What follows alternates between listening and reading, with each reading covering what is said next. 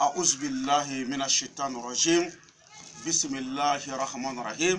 ثم الصلاة والسلام على أشرف الأنبياء ومرسلين محمد مصطفى صلى الله عليه وسلم. أنكلنا تغني ستي على في أكان كسي كبو الشيطان دعاتو انتورما. وكفى أما سيسني مسابا انتوري مسامي كليه نفلانا تالا. وكفى أمي صلي محمد مصطفى صلى الله عليه وسلم. Nore kishini nema ala ko jidi Muhammad Mustafa ka o kofe ami foli nyeshi jien bema Islamé chrétien yahudia fen be YouTube sans feni erina kabe ga de haidara de fleur ne haidara ka foli bi awye barsa awde wala ka ko forfait ade wala ko tien ne haidara fleur li kama awde bi ka ko temps perdu ka ne haidara fleur barsa aya yira ko ne haidara bi ka mi yira awla ne bi ka mi fo awye ko wili bali o be kanu de ko fo o de la chrétien chama be ne wele nga numéro la ka folu blama islamo be wele nga numéro la ka foli blama do ere te dine ere la ulu be bi ne haidara wele ku ko kuma o fonya ku ko folu blama ka tla ku abonné nga YouTube sanfé fen ba flé nyot la flé la dro o be singi bolo cliquer abonné ka vraiment ala ka here ke anuye ala kanu sara ala kanu kunaja ala ko ke ala ere kala ya bonya kama al qur'ane bonya ko solo ala rasulullah aga donga fo aw denga na ga gribde mangando no de ne Sheriff Abdul Aziz Haidara kabo Bamako commune 3 la Mali alhamdulillah ambi ala fo kala barkada bataki utira fambe oye bataki jumeoye Mogo chama ye ne ka YouTube video flare en même temps ka tla ka ne korobo welelu la u ko tiana Haidara iya fo chugo ati teme uka no de fo jembe war ko tineni machine nyogonche ni ngwele telephone na akanga ke chugo mba nyefiete adobi ne wele fu bi kashi u ko Haidara ni Aziz Haidara ko ni Aziz Haidara te kulu ma delika karamogo fla soro jian tugu koloka ko mogo mbi songa jo adama dun jigi ya koro ni chogola kebe karamogo to wele ko bi do fareka donde ka tungara ke kelente jian wono folo ko ne dai wagara ka fie ko ni wari gnema not entini kiye o ma delika ke mufo ku barkada kuni che kanuna ambalakaw hali tuwabu nazaraw do president do ere bala mogo baba chama. Bon, alhamdulillah, bataku chira muna, bataku chikun flana, ogo Haidara ko bibina, ko adama dun chaman pi, ko nafolo ko de bula, kulu fle, ugo bi barake, ubi dondoni soro, ubu dahiri meo soro, ko nga nule wari faranyogan ka tuma o tuma, kubi fe aka faranyogan ka kubi koba doke, kuta do sababu bibo yoro u yoro, kiba ekulu ka waru kabiche en même temps fana ulu bi feka wari mi soro iba eko fana tika soro uko Haidara vraiment kulu bi fe ne ka nafolo bara ne ko de funyena u bi se ka ke chugomina alhamdulillah ni jaranye ni bebe kanu de fo wa ni bebe danaya de fo wa ni bebe ibi minka o de cheni mo de fo obi mina nafolo bara jume fo jempe nay aw fenfenja ala ni kira kama aw beka ke aw sigiyoro la o nafolo bara jume aka nogo fuka ta fo atuti ni ala utalache ni chewo che ni nafolo bara ke muso ni nafolo bara ke e ka jiala tige kono e ta fo iba ke chugo jituni nye kale ala ka qur'ane boyana mina nafolo bara munu fo yi che fara musoka che wo che yake muso yake nye kalala ka qur'ane boyana ta fo biba ke chugudi ima famia o na folo para bi ke chugudi ibi qur'ane daele nye qur'ane daele ibi munke salamu munu be qur'ane kono salamun ala nuhim fil alamin o doye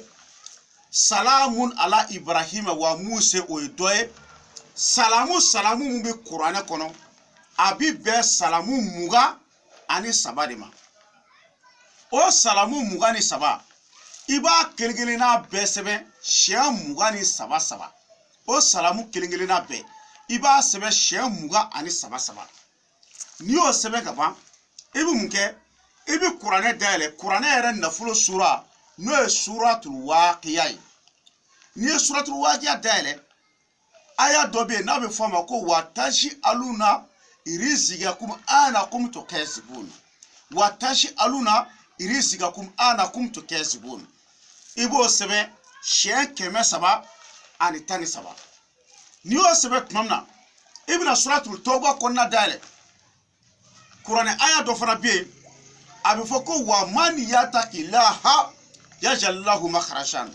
wa yarzuquhu min aysu la yahtasabu man yatawakkalu ala Allah fa huwa hasbuhu inna Allaha bariqu amruhu qad ja'ala Allahu ala kulli shay'in qadir ake ala ake kira ibini sɛbɛn siɲɛ 1,111 ibini nasi bɛɛ fara ɲɔgɔn kan n'i y'a bɛɛ fara ɲɔgɔn kan i bɛ sagajigi jɛman dɔ ɲini sagajigi jɛman i yɛrɛ b'a dɔn sagajigi min k'a falen don a nin na sagajigi jɛman o sagajigi jɛman in i bɛ nasi i b'a kɛ sagajigi jɛman ka miniji la i bɛ se ka ɲɔkoji bila i bɛ nasi in k'a kɔnɔ sagajigi in ka ɲɔkoji in nasi ma in a k'a min n'a y'a min i bɛ sɔrɔ ka nasi in kɛ ka sagajigi in ko n'i y'a kɛ ka sagajigi in ko sisan i bɛ sɔrɔ ka o sagajigi in i b'a faga n'i y'a faga sagajigi in yɛrɛ kuna min bɛ bɔ a kɔnɔ o kuna in dɛ i bɛ sɔrɔ ka o de ta n'i y'o ta sisan i bɛ sɔrɔ ka sɛbɛnni kɛ ni a ye i bɛ jumɛn sɛbɛn ni kuna ye o de filɛ de ka fɔ aw ye o de la ilaha illallahu fatahu razagu la ilaha illallahu fatahu razagu i b'o de sɛbɛn ni sagajigi in kuna ye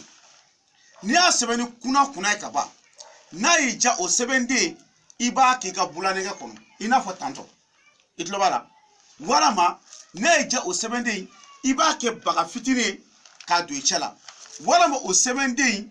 n'a y'i ja i ka wari bi bila yɔrɔ min na i n'a fɔ i ka kɔfuru i ka papiye bi bila yɔrɔ min na i bi sɛbɛnden in ta i bɛ taa bila yen ɲɛ kale ala bonya na ɲɛ kale kuranɛ bonya na cɛ o cɛ ye nin baara nin cogo la muso o muso ye nin baara nin cogo la e ka nafolotigiya diɲɛ b'a fɔ wa ɲɛ kale ala ka kuranɛ bonya na kuranɛ bɛ min ɲɛ b'a la ha ɲɛ kale ala ka kuranɛ bonya na ni cɛ o cɛ y'a kɛ ten nafolo ma dɔwɛrɛ fɔ dɛ bilahi o nafolotigiya kelen i b'a kɛ wa fo ka taa diɲɛ wuli i t'a fɔ i b'a kɛ cogo di wariko la bɔn f'an ka nin di tungarakɛ caman ma u caman bɛ tunga na u t'a dɔn u bɛ wari ɲini na wari tɛ ka sɔrɔ u tɛ ka se ka na u faw lajɛ u tɛ ka se ka na u baw lajɛ u tɛ ka se ka na u kɔrɔw lajɛ u yɛrɛ bɛ tunga la dɔrɔn an tɛ se ka na an t'a dɔn an b'a kɛ cogo min na dɔw yɛrɛ bɛ pase ɲini na u tɛ ka pase sɔrɔ donc n'a fɔra k'an de ye karamɔgɔ ye jamana in kɔnɔ tungarakɛw jigi bɛ an de kan ni gɛlɛya nana donc an bɛ se k'u jigi tugu cogo o cogo an fana kan k'o de kɛ i y'a faamuya n bɛ segin a kan tuguni i bɛ mun kɛ salamu minnu bɛ kuranɛ kɔnɔ salamu 23 de bɛ yen i b'a salamu kelen-kelenna bɛɛ sɛbɛn siɲɛ 23 n'i y'a kelen-kelenna bɛɛ sɛbɛn siɲɛ 23 i bɛna kuranɛ sura ta n'o ye suratul waqiya ye aya dɔ bɛ yen ko watashi aluna rizqakum anakum tukazibun i b'o sɛbɛn siɲɛ 313 n'i y'o sɛbɛn siɲɛ 313 suratul tawba la kuranɛ aya dɔ fana bɛ yen ko wa man yattaqillaha yaj'al lahu makhrajan wa yarzuquhu min aysu la yahtasib wa man yatawakkalu ala Allah fa huwa hasbuhu inna Allaha bariqu amruhu qad ja'ala Allahu ala kulli shay'in qadir i b'o sɛbɛn siɲɛ 1,111 n'i ye nin bɛɛ fara ɲɔgɔn kan sisan i bɛ nin nasi kɛ ka sagajigi jɛman ko k'a nasi dɔ kɛ sagajigi jɛman ka miniji la n'a y'a min tuma min i b'a ko n'a kora n'a jara i bɛ sɔrɔ ka saga in da k'a kan tigɛ n'i y'a kan tigɛ sagajigi in kuna i b'o de bɔ sisan n'i y'a kuna bɔ sisan i bɛ sɔrɔ ka ala tɔgɔ jumɛn sɛbɛn ni kuna ye o de ye la ilaha illallahu fatahu razagu la ilaha illallahu fatahu razagu i b'o sɛbɛn nin sɛbɛn cogo la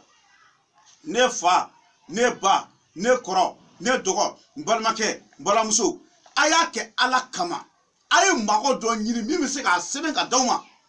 a y'aw sigi a k'a lajɛ nafolo baara tɛ diɲɛ dugukolo sanfɛ i k'a sɔrɔ hakika la fɛn ma bɔ si la o de ye nin nafolo baara ye wa wilibali don dɛ min fɔ ye wilibali dan don n'i ye kale kuranɛ la bilayi cɛ o cɛ y'a kɛ muso o muso y'a kɛ o nafolotigiya diɲɛ b'a la kale a y'a faamuya n'o y'a sɔrɔ kibaruya wɛrɛ bɛ min bolo i bɛ se ka ne Hayidara wele n ka téléphone numéro la Mali indicatif o de ye 00223 o kɔfɛ 77 90 17 17 00223 o kɔfɛ 77 90 17 17 vraiment tungarakɛ minnu bɛ yen n'u bɛ ka cadeau kan ye fan bɛɛ lajɛlen na wagati bɛɛ lajɛlen na vraiment an b'u bɛɛ lajɛlen fo k'u barika da ko ne Hayidara ko k'u ni cɛw ni baraji bon i b'a dɔn mun yɛrɛ bɛ ka ne yɛrɛ kɔnɔna fili mɔgɔ min ne ka numéro de ta ka envoyer ɲɔgɔn ma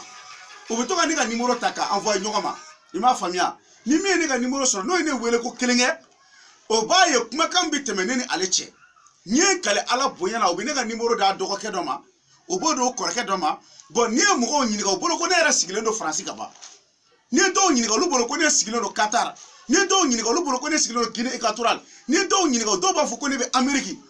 wallahi billahi parce que o ye mun ye o ye kɔnɔnajɛya de adamaden f'i k'i kɔnɔna jɛya n'i y'i kɔnɔna jɛya Ala b'i dɛmɛ mais ni ko e mɔgɔ bɛ wari de la e karamɔgɔ e tɛ Ala ye ninnu tɛ e tɛ Ala ye wa i tɛ kira ye i bɛ baara de kɛ mɔgɔw ye donc e bɛ se ka baara kɛ mɔgɔw ye cogo di ko mɔgɔw ka wari d'e ma i bɛ baara de fɔlɔ kɛ ni baara ɲɛna mɔgɔw bɛ wari d'i ma mais e bɛ se ka taa i ka doni bɛɛ ta cogo di k'a da mɔgɔ kelen kunna ko n'i ma nin wari hakɛ jan ko t'i ka baara kɛ olu ye karamɔgɔ kafiriw de ye bilayi wa Seydina Ali ko karamɔgɔ o karamɔgɔ b'a dabɔ kama ka mɔgɔw tromper k'u kana k'e bɛ se ka nin k'u ye k'a sɔrɔ nkalon don k'a nkalon jurumu valeur e Ala cɛkɔrɔbaw de bɛ ka ne filɛ YouTube kan musokɔrɔbaw de bɛ ka ne filɛ YouTube kan mɔgɔ caman de bɛ ka ne filɛ YouTube kan n bɛ nin yɔrɔnin fɔ a ye hakɛ to kuma fɔcogo la parce que an k'a fɔ a fɔcogo la o de ɲɔgɔn tɛ yen Seydina Ali ka kuma na ko mɔgɔ o mɔgɔ b'a dabɔ kama ka mɔgɔw tromper k'u kana k'e bɛ se ka nin k'u ye k'a sɔrɔ nkalon don a nkalon jurumu valeur ani bɛ ka jɛ i ba fɛ a bɛɛ ka kan bi bi na mun de mɔgɔ fɛn in de ka bɔ mɔgɔ la bi mori filaman cayara bandi cayara trompeur cayara kalabanci cayara Ala k'an bɛ sɔn o ma i y'a faamuya a bɛ n wele n ka téléphone numéro la Mali indicatif kɔfɛ 00223 o kɔfɛ 77 90 17 17 00223 77 90 17 17 Ala k'an bɛ sɔn o ma Ala ka hamina ko nɔgɔya an b'a fɔ bɛɛ lajɛlen video in filɛlen kɔ a y'a fɛngɛ a y'a abonné YouTube sanfɛ a y'a abonné ne kan a y'a abonné a bɛ jigin dɔrɔn a bɛ bilenman dɔ sɛbɛn ko abonné a b'a bolo cliquer abonné kan pour que an bɛ video kɛ a bɛ se ka y'aw lafiyalen k'a sɔrɔ a ma se ka aw ma tromper mɔgɔ wɛrɛw fɛ Ala k'an bɛɛ sɔn o ma subahana rabbika rabbil izzati amma yasifun wa salamun alal mursalin alhamdulillah